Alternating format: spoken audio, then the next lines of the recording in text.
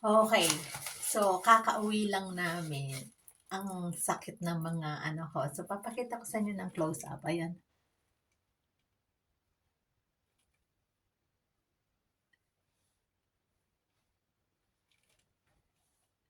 So, ang reason pala kaya nagpa-Invisalign ako para tumuwid pala yung mga ngipin ko. Yun ang sabi ng gumawa nito. So,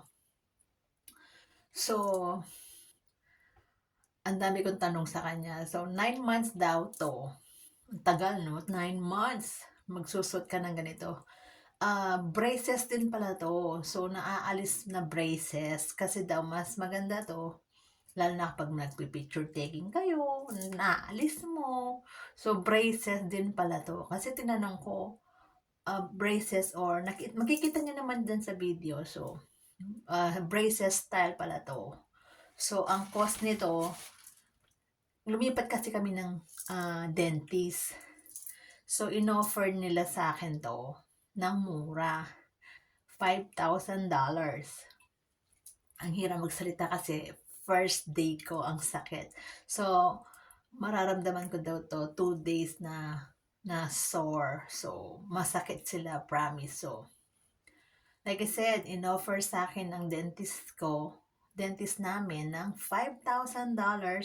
Pero, yung $2,000 sagot ng insurance namin.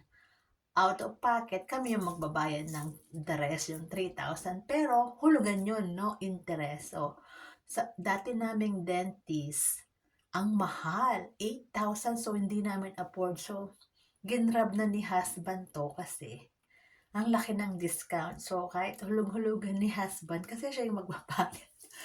Ginrab na namin. So, eto lahat pa. Papakita ko yung lahat ng ano na. Eto yung name ng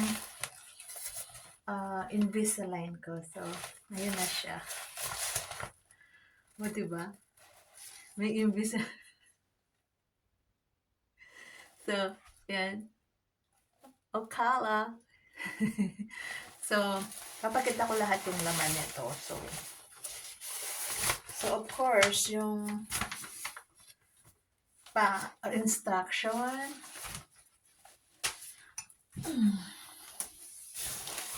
Tapos, binigyan ako ng 6 trays. So, ang ibig sabihin, every 2 weeks magpapalit ako. Ako yung maglalagay. So, make sure na lalagay mo ng tama sa ngipin mo. So, every 2 weeks. So, ayun sila. So, may sukat na ako sa kanila. Nagtataka ako bakit wala akong sukat. Hindi ako sinukatan. Nung palang pumunta kami, may sukat na ako sa kanila. So, ito, good for 3 months. So, babalik ako after 3 months. Checkan nila. Bibigyan na naman ako ng set ng trays. Trays palang tawag dito, yung trays. So, ayan. So, tapos, ito yung laman. Kinuha ko lang to. Huwag nyo nang tignan. So, tapos, ito yung unang plastic. Kasi after 2 weeks, babalik mo siya dito. Ilalagay mo dito. Ibabalik mo sa kanila.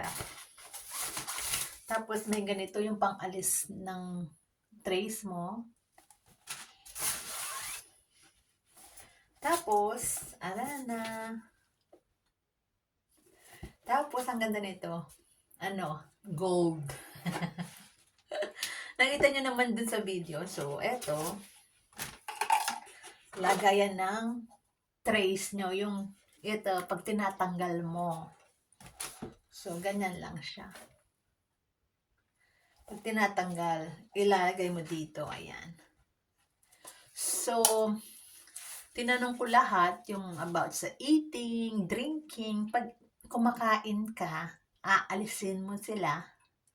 Tapos, pag iinom ka ng mga soft drinks, kape, aalisin mo talaga sila. Kasi mag-i-stain yung mga trays mo. Tapos, dapat nakasuot to ng 22 hours daw Kasi pag hindi mo sila sinusuot, hindi mag-i-improve yung mga ngipin mo. Kasalanan mo pa. Ikaw ang nakasalalay sa'yo yung pag-straight ng ngipin mo. So, braces ito, ang advantage nga na aalis mo sila. Yun lang.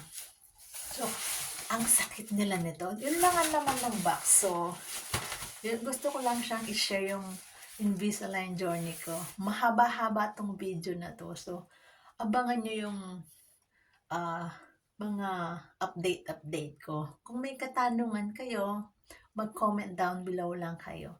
I-update ko kayo. So, 2 days sore daw to. So, ayun lang ha. Sana wala akong nakalimutan. Kasi ang tagal ko nang hindi nagbablog ng mahaba. So, ano pa bang kinwestiyon ko? Basta tinatanggal every time na kumakain ka. Ayun lang. Thank you for watching. A-update ko kayo. Ngayon, masakit sila, promise. Parang yung masakit na ngipin. Thank you for watching. Don't forget to like, subscribe, and hit the notification bell. Thank you. Ay, alas 10 na ng gabi kasi nag-shopping ba kami. Nag-grocery pagkain ni baby. So, ayun lang. Thank you. Kung may nakalimutan ako, i-attach ko na lang sila. Okay, thank you. Bye-bye.